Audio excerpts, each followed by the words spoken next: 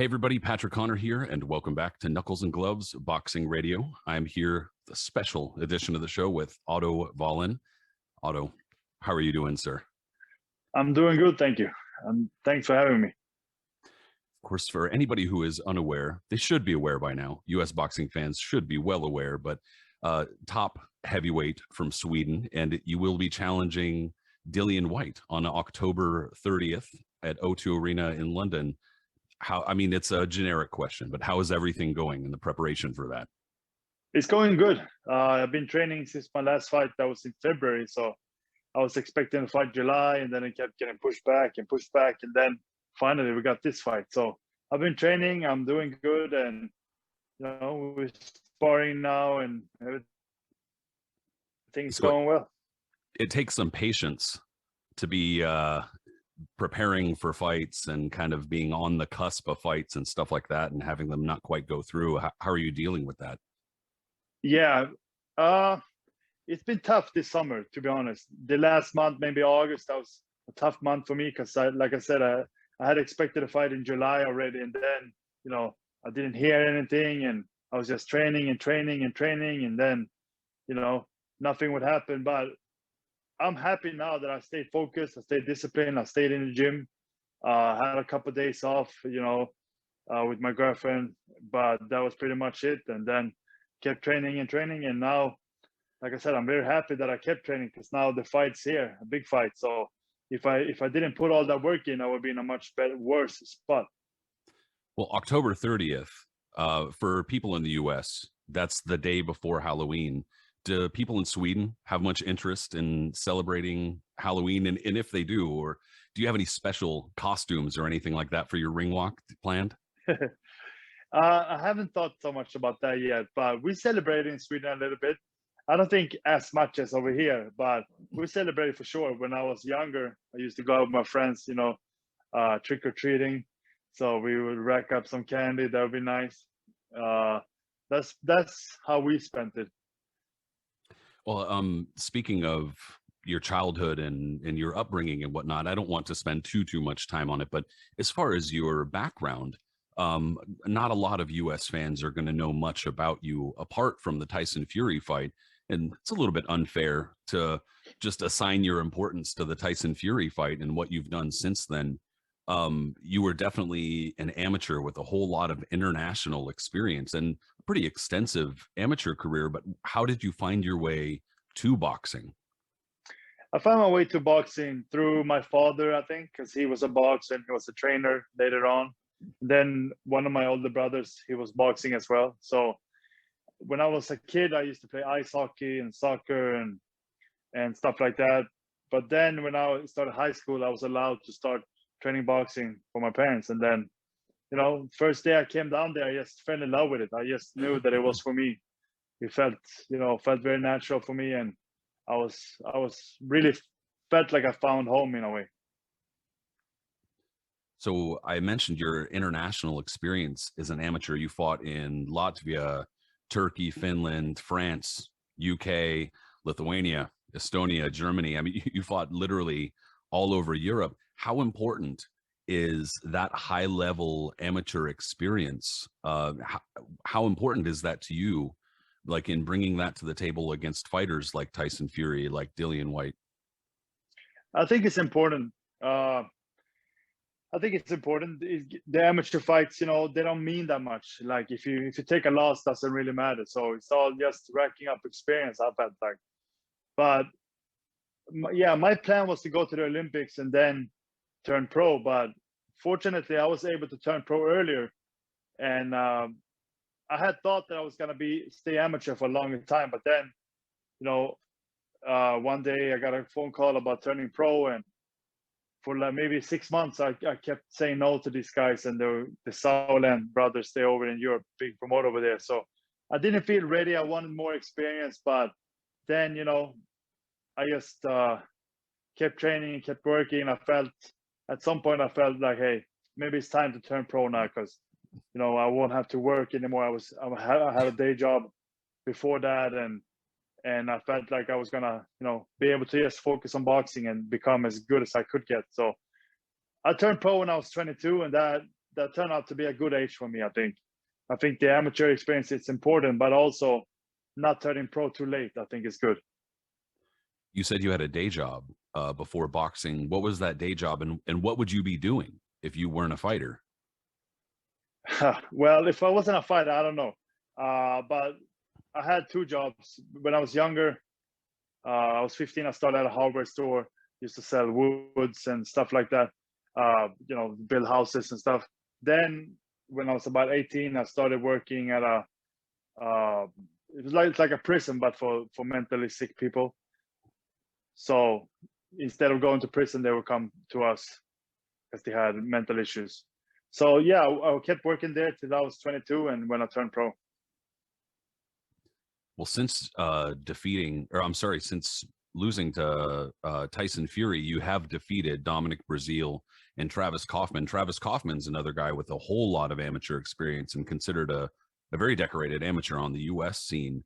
But you're 21, or I'm sorry, 22-1 going in against Dillian Whyte. So going over your record, I was kind of just looking at a couple things, and I noticed that despite being 6'5", you have only fought 6 or 7 times as a pro against fighters that you have outweighed or have been larger than. Is that a product of your conditioning? Is it just that heavyweights are getting bigger and heavier, or is this pure coincidence? I think that you know, I'm a very disciplined guy. I'm always training. I don't carry any extra fat or anything. Nothing significant, at least. I'm always on weight. I'm always training. I'm just trying to put everything into my body so I can do the best I can every day. And I'm not a guy that blows up in weight and this and that. You know, I'm very disciplined, and I've had to do that, and that's my way. And I feel like finally, like all the hard work I put in over the years are coming together now, and you know, I'm finally at this high level. Just in case Chris Hemsworth bows out as Thor, are you ready to step in the Avengers? Always. Maybe I gotta work on my guns a little more. I don't know. he's just dehydrating himself. That's all you got to do. You just got to dehydrate yourself. You know, I think I can do that. Yeah. Well, you already do for weigh-ins. I think you got it down. Have there been significant differences between your purses before fighting Tyson Fury and since then? I would imagine so. Yeah. I mean, yeah, big difference. Before I fought Fury, you know, things wasn't that easy for me.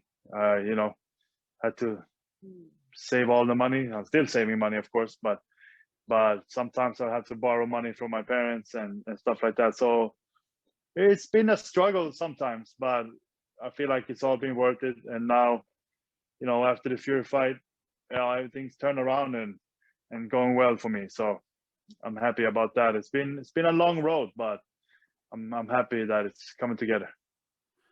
Did your performance against Tyson Fury, now I think from the perspective of American media and American boxing fans and stuff like that, just being candid, many people they weren't aware of who you were. And then the Tyson Fury fight is announced and they're skeptical because it's somebody they don't really know.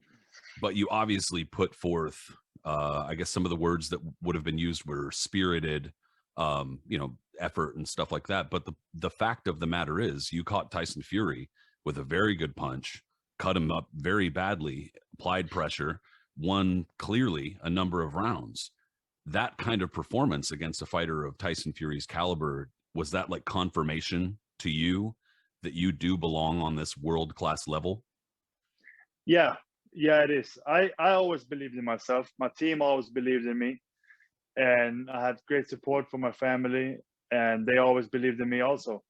But I felt with that performance that I, you know, now I'm 100% sure that I can perform at the highest level, and people seen it. So, you know, before that fight, most people were pretty much just laughing me off and saying that I was going to get knocked out.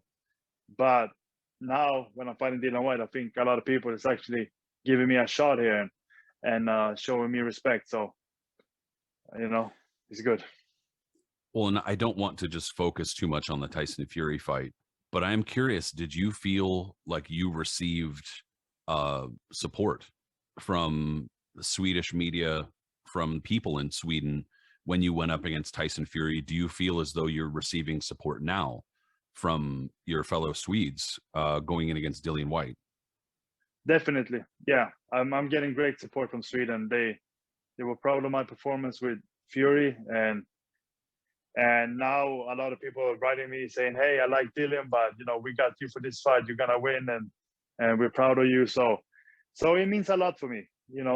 It means a lot. I really appreciate the support I get from my people and my home country. Are there any old fighters that you enjoy watching or study footage of? For instance, Ingemar Johansson? Yeah, yeah. I mean, I watched this fight with Floyd Patterson, of course, and he was a huge athlete in Sweden, and that's a huge accomplishment. He became the first heavyweight world champion coming out of Sweden. Still to this day, he's the only world champion, the heavyweight world champion coming from Sweden. So, now 60 years later, hopefully I can become the second one. Are there any But other? no, yeah, there's Sorry, go ahead. other fighters. Badu Jack, he's multiple world-class world champion from Sweden. We got different guys. So we have some boxing culture. Boxing took a hit there because professional boxing was forbidden for a long time, for 40 years. But now it's back, and I feel like we just gotta keep working because I think boxing has potential over there, and there is interest. What do you think would take to really get interest going? Like, for instance, if you won a world championship, do you think that would really kickstart interest in Sweden? Yeah, I think so. I mean, I feel like with all sports, you just need somebody that's good enough. It doesn't matter which sport it is, really. Yes, if you have somebody that's good enough, the sport is gonna get big over there. That's how I feel. And I had that fight with Fury that spiked things up, and now fighting Dillon White and beating him would be great, and then I'd be in line for Fury or whoever is the world champion at that point. Well, going in against Dillian Whyte, now I don't want you to reveal your game plan and give it all away or anything like that, but obviously you're looking at Dillian Whyte's record and his fights against the likes of Derek Chisora, against Anthony Joshua, and I'm sure that you're looking at those and seeing what those fighters did. Do you feel as though there's any keys that you're looking for in those fights that could kind of unlock the solution, if there is one, against Dillian Whyte? Yeah, I feel like Dillon White, to me, he's a pretty basic guy, and he's got a decent jab. He's got a good left hook, and it's a good body puncher as well. And, he's an aggressive guy, but other than that, I feel like he's pretty basic. And I can say I'm not basic. First of all, I'm a southpaw. I don't know if he's fought any southpaws in his career. I'm not sure. Maybe early on, but nobody really that's on a high level. So I think that's a good thing. I'm a southpaw, and I'm a smart fighter. I got good fast hands and fast feet, which I will have to use. And I don't want to let him be comfortable in there. I want to make it uncomfortably, like I did with Fury. And I think we already got a good game plan. I'm still working on it, of course. We're studying him, but I got a good team around me, and I feel like everything's good. And I feel like there's a lot of things that I'm gonna take advantage of. And I feel like I'm different than most of the fighters he's faced. Without looking past Dillon White, because obviously that's the victory that you need to get before doing anything else. But without looking past him, what would you expect to be next, assuming that you got the victory? Well, in all honesty, they got a rematch on me. So if I beat him, they might exercise that. If they don't, that was going to be one of my questions. I just wasn't sure if you wanted to answer it, but you already did. Yeah. So that's one of the things, but doesn't mean I'm locked into him. We'll see what happens. If I beat him, I'm the interim champion. I can maybe go after Fury, because now Joshua, gonna have a rematch with Usyk. See how that goes. So things are being shaken up at the moment, and I feel like it's good timing for me. Well, we just saw, Anthony Joshua defeated by Alexander Usyk, and then in a couple weeks, your old foe Tyson Fury is going to be taking on Deontay Wilder again. It sure seems like with this recent shakeup with Anthony Joshua and then a potential shakeup, whatever the outcome is between Fury and Wilder, that there's a lot of potential opportunities for you to seize control of. Right. And I actually did an interview yesterday, and I kind of forgot about Joshua, that he got beat already. And things are so fresh, and things are really moving now. So nobody really knows what's going to happen. Well, and I mean, there's always the possibility, if you were to defeat Dillon White, for instance, if you were to badly thrash him or something like that, that he wouldn't want an immediate rematch. And I mean, just whatever the case may be, however the fight turns out, it sounds like you're the kind of fighter and the kind of person who just wants to take on the best, period. Yeah, I mean, I'm in boxing to become a world champion, and I worked myself to this level, and I don't want to stop here. I want to be a champion, and before we got this offer to fight Dillon White, we were working on a fight against Luis Ortiz, and I had said yes to that, but in the end, it seemed like they didn't want it, because it stopped moving, and we wouldn't hear anything. So I said yes to the fight, and then I don't know what happened, but fortunately, this fight dropped out of the sky, and we jumped on that instead. It's a pretty good fight to drop out of the sky. yeah, for sure. No, it did. I think they were talking to Chisora and different guys, but no, sorry, Areola and somebody else, I think. But then, we got the call, and I was ready for it. Well, a lot of these names that you're right alongside of are some pretty big names, whether it's in the US scene, the UK scene, whatever it is. And I guess my question would be, outside of boxing, outside of being a world champion, what is it that you like to do? What is it that you would like to accomplish outside of boxing? Outside of boxing, I try to be a good role model with boxing. I feel like that's needed. And, for kids and youth, I feel like they need good role models. Well, so I'm trying to define, I'm sorry to interrupt you, but define a good role model. What do you think a good role model is? Well, I would say part of it is that, you don't need to have expensive clothes. You don't need to have big jewelry, and, you don't have to be a gangster. You can just be a nice, good human being, and that's more than enough. I think that, sometimes I feel like lyrics and songs are a little off. I mean, I listen to a lot of rap music and stuff like that, but as I grow older, I feel like, we need good role models. You don't have to beat each other up or kill each other or sell drugs or do drugs. We gotta stand up for the kids and show them how to be good people. I think that everybody's got a responsibility. So that's sometimes I don't like with boxing, fighting at weigh-ins and stuff like that. It happens, and it's part of boxing, but we got to be mindful of it. When there's trash talk, you didn't seem particularly like Tyson Fury didn't really talk too much trash at you. It seems like it's more that he talks trash at people he doesn't like and former opponents and stuff. But when there is that kind of trash talk, do you just kind of ignore it, or are you not really, you're not participating in that stuff? I always trying to be myself, and I will always speak up for myself, and I usually like to stick to facts. And he's saying this and that about me, but look at what he's done, look what happened in that fight, and this and that. So I try to just be myself and stick to the facts. That usually works for me. So life after boxing or beyond boxing, outside of boxing, like what is it that you like to do or enjoy doing? I picked up golf a couple years ago. I like golfing. Like my friends, family, spend time with them. Work-wise, I don't know. Maybe become a trainer. I mean, I feel like I spent so much time in boxing now, so I got good contacts. I got a lot of experience, so I feel like I could help people there. Outside of boxing, if I would do something else, I'm really not sure. I'm really not sure. But now in boxing, I got a good opportunity here to make some money and trying to invest that. So hopefully, when I retire, that I have enough money invested, so I don't have to do anything I don't want to.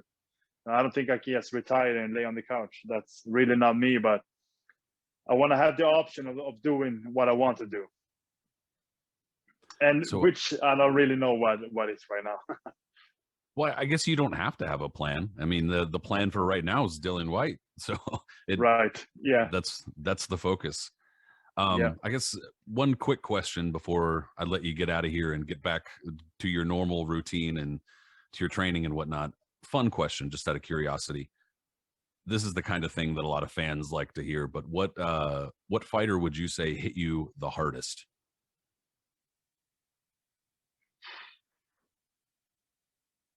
There's some guys you don't expect that just punch very hard. And there was a Danish fighter when I was living in Denmark, Mickey Nielsen. He's a cruiserweight, but we used to do a lot of sparring. He was a really big puncher. And so, we sparred so much. So he hit me with a few shots every now and then, good shots. But other than that, I would say Anthony Joshua also hits hard. And you've been in sparring with Anthony Joshua? Yeah, before he fought Charles Martin, I was sparred maybe 150 rounds with him. And then we fought twice as an amateur also, where I lost decisions, but it was very good fights. I'm sorry to keep stretching this out, but then you keep saying things that are giving me ideas. What other fighters have you sparred with, or have you been in camp with? Like, what other big fighters that people would know? Pulev, the Bulgarian.